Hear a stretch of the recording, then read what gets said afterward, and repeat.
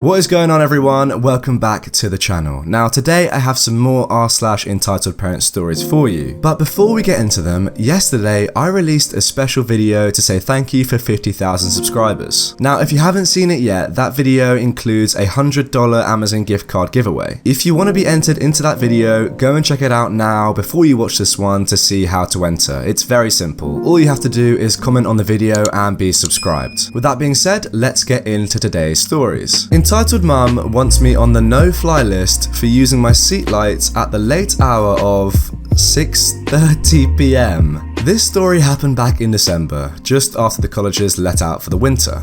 I'm a teacher and my girlfriend is a grad student, so when she was done for the semester, I took a few days off from work and joined her for a vacation down to Virginia, where her parents live. Funnily enough, also where my grandparents live. It was the first time I was going to meet the whole family, and this is looking like a pretty serious relationship that might go all the way. We flew there from Newark on the United Express service, which is essentially a tiny tin can of an airplane, where tall people can barely stand up. The seats are arranged 2 on one side and 1 on the other. Going there, we booked a 2-seater together, and the flight went off without a hitch. The trip was great. Her family and I got along. We visited Busch Gardens and Virginia Beach, and I ate an unhealthy amount of Mongolian barbecue. Wow, that sounds delicious. But unfortunately, I had to fly back alone. She planned to stay a few weeks with her parents before school started again, and I had to get back to work on Monday. Now, I don't like flying, and I especially don't like flying solo. I'm not a great sleeper at the best of times, so sleeping on a plane is out.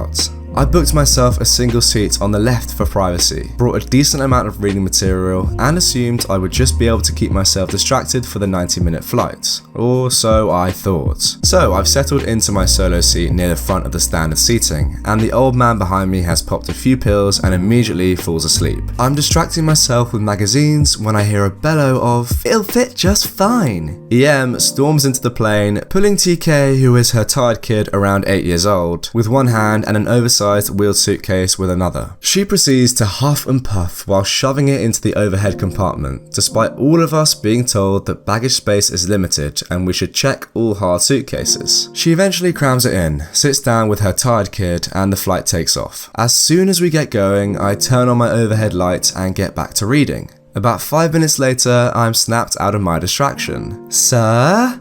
Sir?" "Yes?" "You need to turn your overhead light off. My daughter and I are trying to sleep." "Sorry, but I want to be able to read during this flight. It's only 6:30. "Excuse me? I'll have you know, my daughter and I have been travelling all weekend. We're both exhausted, and the least you can do is be a little accommodating. You're the only person on this flight with their light on." I look around, and to be fair, it's true. "Well, sorry about that, but I can't really sleep on flights. I need this light." "No, and I can't really sleep at 6:30 p.m. either." "Okay, that's enough of that." She gets up out of her seat and quickly turns my light off, then sits back down with a smug smirk. I quickly turn my light back on. "Do not touch my light again." "Oh really? We'll see what the authorities have to say about this." With another of her trademark smirks, she hits the flight attendant call button about 5 times in a row. My butthole immediately clenches. I'm not a white dude, Moroccan Jewish to be exact, and any interaction with authority figures makes me nervous. But this is so absurd, I decide to see where it goes. I get back to reading as we wait for the flight attendant to get there.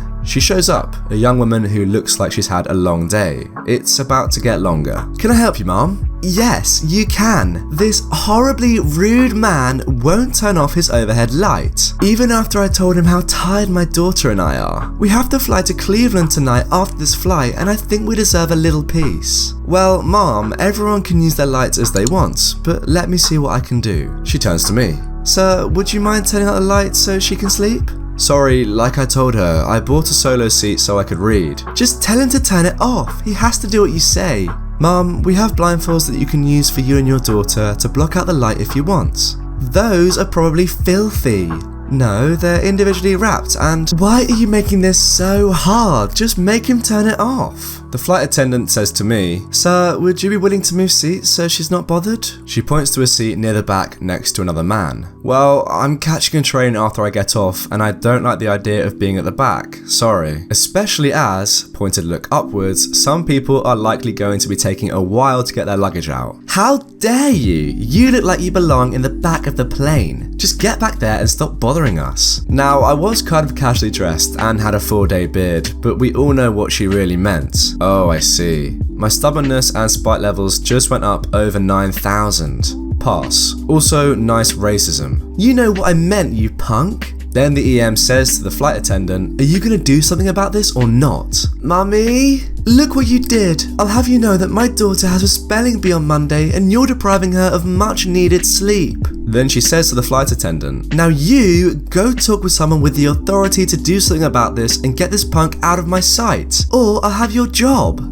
The flight attendant says to me, "Sir, it's not a long flight. Would you please?" "I'm sorry, but I don't have a problem here. She does, and she's making this entire flight miserable. I don't think I should have to inconvenience myself to make her happy." No, to be fair, you're absolutely right. I just feel bad for the flight attendant. She does not get paid enough for this. Looking defeated, the flight attendant runs up to the front of the plane to talk to what I assume are the people in charge. The entitled mum snarls at me. "You're in for it now. You'll be on the no-fly list after this." "Lady, you're nuts. Get help." The flight attendant returns and immediately turns to me. EM's eyes go wide with excitement. "Sir, would you be willing to move up 4 rows? You'll be closer to the front that way, and it's another single seat." She doesn't say it, but I know this is the extra legroom section that you pay a little more for. Yes, I think that's fine. "Wait, he gets a better seat? Why didn't you offer that to us?" "There's only single seats available up there, Mom." "This is ridiculous. He shouldn't get rewarded. He ruined our flight, and when we get to Newark, I will be informing your boss and the authorities. So you both get exactly what you—" Now she is interrupted by the old man, who startles the entire flight.